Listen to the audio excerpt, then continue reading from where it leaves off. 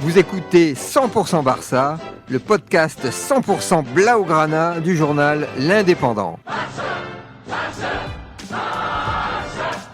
Samedi 26 avril 2025, finale de la Coupe du Roi à Séville, entre les deux premiers de la Liga, le FC Barcelone et le Real Madrid, c'est-à-dire un nouveau classico.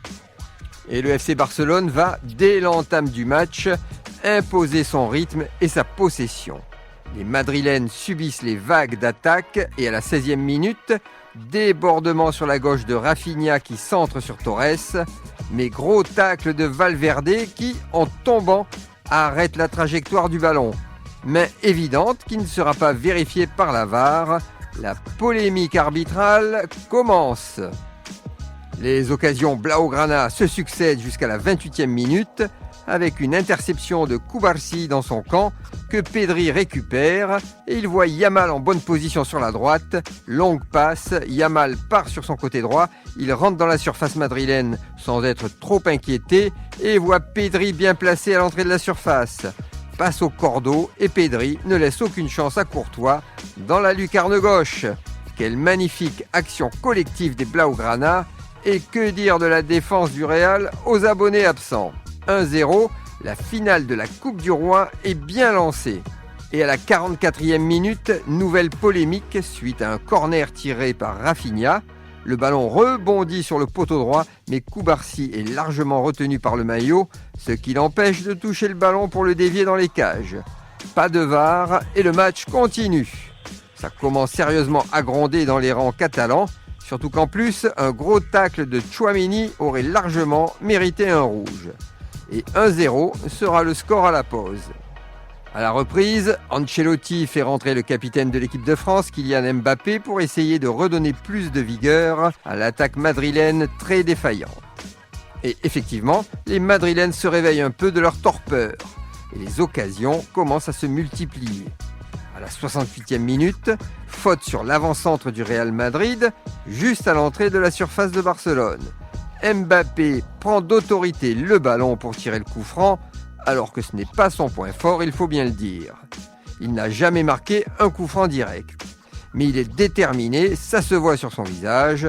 Il s'élance, coup de pied enroulé qui part directement dans la cage et poteau rentrant. Chesney ne peut rien faire.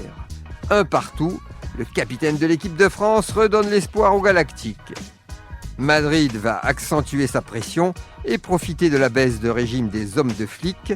Et à la 77e minute, corner bien tiré par Arda Güler, Tchouaméni se détend et marque de la tête.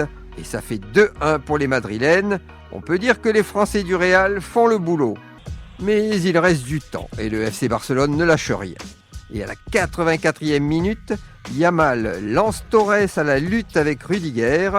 Courtois fait une sortie plus qu'hasardeuse hors de sa surface et Torres se retrouve seul, excentré sur la droite.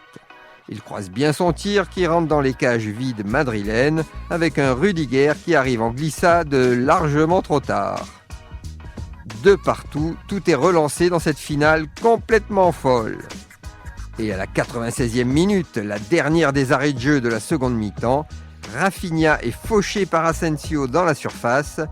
Pénalty pour Barcelone, mais la VAR intervient cette fois pour se rendre compte que Rafinha peut postuler au Goya espagnol du meilleur acteur avec une belle simulation.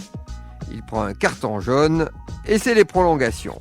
Et il ne va pas se passer grand-chose pendant ces prolongations jusqu'à la 116e minute avec une mauvaise relance de Modric.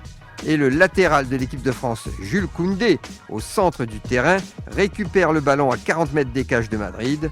Il s'avance jusqu'à l'entrée de la surface sans être inquiété et prend sa chance avec un tir croisé ras de terre qui frôle le poteau droit et rentre dans les buts du pauvre Courtois. 3-2 pour le FC Barcelone, qui gagne la Coupe du Roi en dépit d'un arbitrage très en faveur du Real Madrid, et ce n'est que justice. En tout cas, Didier Deschamps, le sélectionneur de l'équipe de France, peut être rassuré. Les trois internationaux français Mbappé, Tchouaméni et le héros du jour, Koundé, sont bien en jambes pour la future demi-finale contre l'Espagne en Ligue des Nations le 5 juin 2025. Retrouvez cette émission et toutes nos productions sur l'indépendant.fr, nos réseaux sociaux et votre plateforme de streaming favorite.